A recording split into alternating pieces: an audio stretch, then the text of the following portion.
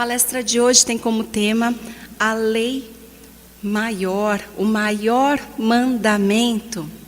Nós iniciamos falando que decálogo ou 10 mandamentos são as 10 palavras.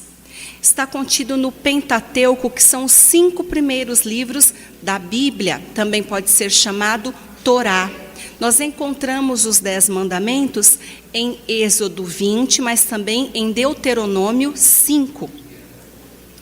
Estas leis divinas, então os 10 mandamentos são o conjunto de leis divinas que foram enviadas por Deus ao profeta Moisés, enviadas, escritas em 2 tábuas de pedra. Isso acontece no Monte Sinai, logo após a libertação do povo de Israel, que era mantido como escravo no Egito. No livro A Gênese, capítulo 1, nós recebemos informações de Kardec de que Moisés, ele foi o primeiro revelador da lei divina. Ele revela para nós um Deus único, soberano Senhor. Ele realiza, então, esta necessidade de trazer para nós estas leis divinas. Então, ele promulga as leis divinas e ainda lança as bases da verdadeira fé por toda a terra. Já Jesus é o segundo revelador da lei. Jesus, ele vai conservar de todas essas leis que Moisés traz, apenas o que for eterno e divino. Ele vai rejeitar tudo o que for estritamente disciplinar, de concepção humana. Mas ele vai trazer a revelação da vida futura e também das penas e recompensas que aguardam o homem depois da sua morte. No Evangelho de Mateus, capítulo 22, versículos 34 a 40, um fariseu, que era doutor da lei, tentando pôr Jesus à prova, questiona: Senhor, qual é o maior mandamento da lei? Vejam, nós temos então os 10 mandamentos. Ele sabe que são 10, mas ele quer saber de Jesus qual destes 10 é o maior. Então Jesus diz: amará o Senhor teu Deus de todo o teu coração, de toda a tua alma e de todo o teu entendimento. Este é o primeiro e o maior mandamento. O segundo, semelhante a este é: amará o teu próximo como a ti mesmo. Estes 2 mandamentos contêm toda a lei e os profetas. É o que diz o amado Mestre Jesus. Nós podemos utilizar o livro Evangelho Misericordioso. Paulo Alves Godoy diz que quem observa estes mandamentos, estes 2 mandamentos, e ainda diz que Jesus sintetizou os 10 mandamentos em apenas 2. Amar a Deus sobre todas as coisas e o próximo como a si mesmo. Então ele diz que quem observa estes 2 mandamentos conseguirá cumprir todos os outros. Porque quem ama a Deus e quem ama o próximo não mata, não rouba, não presta falso testemunho, não comete adultério, não cobiça as coisas alheias.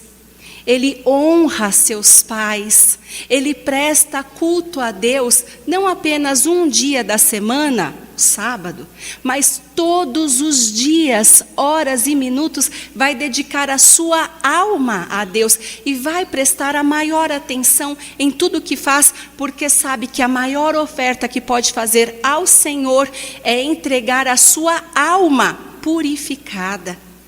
Então, quando a pessoa se compromete realmente com tudo isso que Jesus traz, ama a Deus e ama ao próximo, ele segue corretamente pelos caminhos da vida. Ele olha para o outro como se estivesse olhando para si mesmo. Mas nós podemos utilizar também o livro Elucidações Evangélicas, de Antônio Luiz Saião. Também é excelente. Ele vai trazer todos os trechos bíblicos dos evangelistas e elucidar trecho por trecho, é incrível. Então ele nos diz que nós devemos amar o nosso Deus. Amemos o Senhor, o nosso Deus, de todo o nosso coração. E desta maneira nós conseguiremos adquirir forças para cumprir todos os nossos deveres e também adquirirmos todas as virtudes. O amor a Deus nos confere força para a alma, aquece o nosso coração, traz esperança, fortalece a nossa fé e produz a caridade. Este escritor fala para nós que quem ama a Deus consegue fazer dentro de si a resignação, a submissão a Deus, consegue fazer dentro de si a esperança em dias melhores. Então, é importante para nós amarmos ao Senhor, e quem consegue amar ao Senhor consegue obedecer todas as suas leis. Mas ele também afirma que do amor ao próximo nasce a caridade. Apenas aqueles que realmente amam seus semelhantes conseguem estender a mão sem olhar para quem estão estendendo a mão. Estendem a mão para qualquer pessoa, mesmo que seja um inimigo. Conseguem auxiliar o seu semelhante de qualquer maneira que seja. Antônio Luiz Saião vai nos explicar que nós precisamos desenvolver todo este amor para que possamos nos elevar a Deus. E nós podemos utilizar o livro Os 4 Sermões de Jesus, de Paulo Alves Godoy. Este escritor vai nos lembrar do Sermão do Cenáculo. Para mim é o mais bonito de todos, porque é um sermão que é realizado de forma particular, apenas entre Jesus e seus discípulos. É proferido num recinto onde foi realizado a última ceia. E tem como antes da prisão de Jesus. Tem o objetivo de fornecer recomendações, advertências e também de fazer promessas aos seus discípulos antes da sua partida. E aí, este escritor diz que Jesus deixa claro aos seus discípulos que todas as suas palavras deveriam ser cumpridas. Só assim as pessoas poderiam se aproximar de Deus. Ele diz que todos aqueles que cumprissem as leis divinas poderiam chegar ao Pai, como ele chegaria ao Pai. Já no livro O Evangelho segundo João, de Dr. Nelson Lobo de Barros, ele traz para nós um trecho dizendo que após a saída de Judas daquele recinto, então lembremos da última ceia, Jesus faz todas essas promessas, essas recomendações.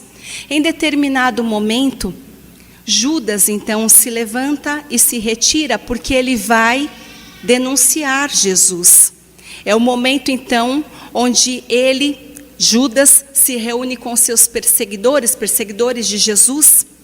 Jesus permanece no recinto com seus 11 discípulos e diz a eles que permaneceria entre eles por curto período de tempo e que deixaria para eles um novo mandamento.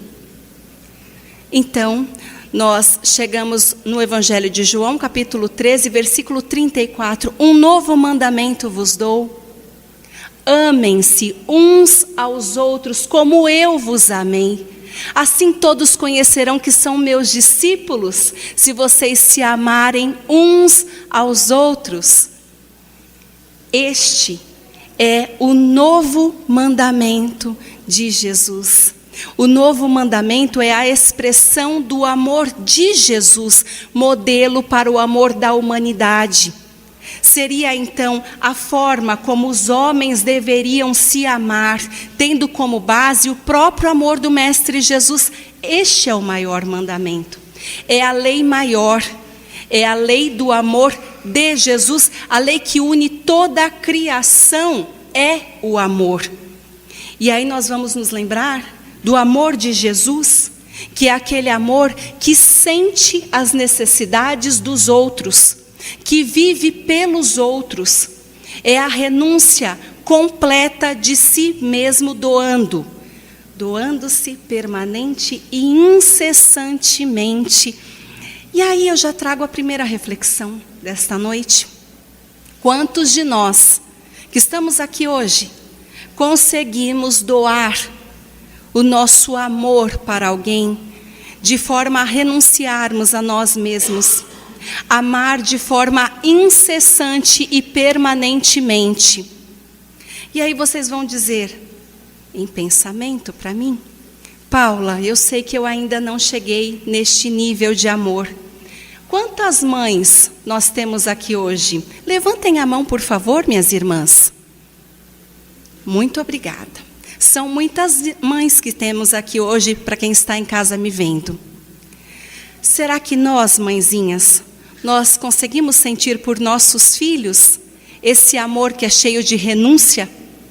Será que se nós tivéssemos que dar a nossa vida aos nossos filhos, nós faríamos isso?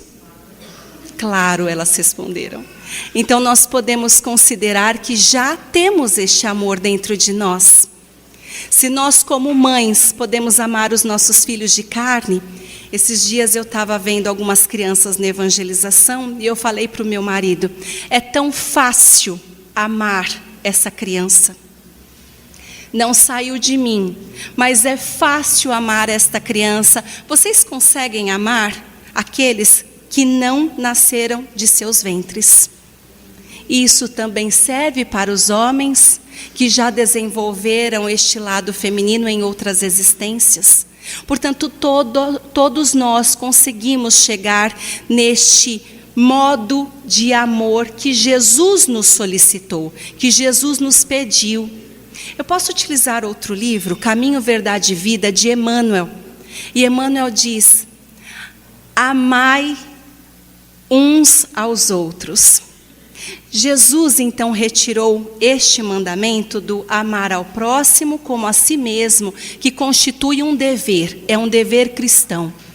Então Jesus engrandece esta fórmula, trazendo amai-vos uns aos outros como eu vos amei. Será que Jesus amava a humanidade? Era um amor transcendental, sublime demais, que inicialmente a gente não consegue imaginar, mas nós temos. Portanto, quando Jesus faz isso, ele amplia o nosso dever de amarmos-nos. Emmanuel ainda explica para nós que no lar de sua fé, o lar da minha fé é esta casa, onde eu estou trabalhando ativamente o meu lado espiritual. Então, no lar de sua fé, nós precisamos contar com irmãos que nos amparam efetivamente. E ele diz, há quem se sacrifique e quem compreenda este sacrifício. Há quem ame, há quem sinta-se amado. Há quem faz o bem, há quem saiba agradecer por este bem que foi feito. E ele ainda finaliza, nos círculos do Evangelho, onde isso não ocorra, então quer dizer que o Evangelho, as palavras de Jesus, elas até conseguiram penetrar os cérebros, as pessoas compreenderam o que ele falou, mas não conseguiram tocar os corações, os santuários dos corações, diz Emmanuel. Portanto, nas casas de fé que nós frequentamos, nós precisamos nos sentir amparados da mesma forma que os discípulos se amparavam através deste amor que o próprio Jesus ensinou. Emmanuel explica que este novo mandamento para os discípulos assegurava uma solidariedade verdadeira entre os discípulos. Eles sabiam que eles poderiam se amparar realmente. Eles confiavam verdadeiramente uns nos outros. Então é isso que nós precisamos ter, este entendimento que é recíproco. Quando eu estou realizando uma ação que eu acredito ser importante, os meus irmãos me amparam, porque eles me conhecem. Eles sabem quais são os meus objetivos espirituais, sociais. Um tem que amparar o outro, a exemplo dos discípulos. Será que nós podemos trazer isso? Estou falando do lar de sua fé, a exemplo de Emmanuel, mas será que eu posso trazer isso para o meu convívio familiar? Eu acredito que eu posso. De repente, na casa, existe o pai e a mãe. Quando o jovem fala com a mãe, mãe, eu posso ir na casa da minha amiga? A mãe fala que sim, e o pai fala que não. Cônjuges devem ter o mesmo objetivo, devem ter entendimento recíproco, devem se amparar efetivamente, como os irmãos que estavam aos cuidados de Jesus. No seu trabalho material, todos são um grupo. É benéfico para todos que aquela empresa prospere, porque assegura empregos, prosperidade para todo o grupo. Então também devem se amparar efetivamente. Em todos os locais onde estamos inseridos, onde estamos convivendo com outras pessoas, nós devemos olhar para elas com um olhar fraternal. É solidariedade na fraternidade. Reconhecer que eu tenho minhas necessidades, mas que vocês todos também têm. Que eu tenho objetivos, mas que vocês todos podem ter similares aos meus. E desta maneira, parar com esta distância, com estas barreiras sociais, preconceituosas, discriminativas. É isso que Jesus quer. O mandamento maior é o mandamento do amor. E com isso nós trazemos a reflexão final desta noite. Pensemos nos ambientes que vocês frequentam. Vocês são peças, vocês são elos que estão aliados com as outras pessoas deste grupo? Pode pensar se é no grupo de trabalho material, se é no grupo de trabalho social, espiritual, se é dentro da sua casa, do seu lar. Você está com os mesmos pensamentos? Você está em harmonia com este grupo de pessoas? E não importa se o seu grupo é mais uma pessoa, se são mais 5, 10, 50. Nós precisamos nos permitir amar. Nós falamos sempre de amar o próximo, mas eu tenho que estar em condições de ser amada pelas outras pessoas. Porque existem muitos que não permitem a aproximação, que não permitem nem mesmo um bom dia. Elas não desejam serem observadas. É como se tivesse uma muralha. Erasmo diz, são pessoas com redoma. Não se permitem a aproximação dos outros irmãos. Então sim, nós devemos amar, mas nós precisamos permitir que as outras pessoas nos amem, sendo também bondosas, caridosas, simpáticas, atenciosas. Nós precisamos nos colocar à disposição de conviver com os nossos irmãos. Eu agradeço muito a oportunidade que tive nesta noite. Para que possamos finalizar a palestra, por favor, fechem os olhos. Nós agradecemos, Pai. Nós agradecemos por Jesus, Mestre, que nos deixou tantos ensinamentos, e realmente Ele, e só Ele, é o único pastor que pode nos conduzir a Ti. Nós pedimos, Pai, discernimento, clareza mental, para que possamos enxergar as nossas mazelas, realizarmos a reforma íntima que é tão importante e sermos pessoas melhores neste mundo. Amar o próximo e sermos amados pelo próximo, sem distanciamento, que eu possa fazer parte do grupo social onde estou inserida, com toda sinceridade, com toda afetuosidade. Eu agradeço, Erasmo, por mais este trabalho. Pedimos apenas paz, saúde e a tua proteção hoje e para sempre. Graças a Deus, graças a Jesus.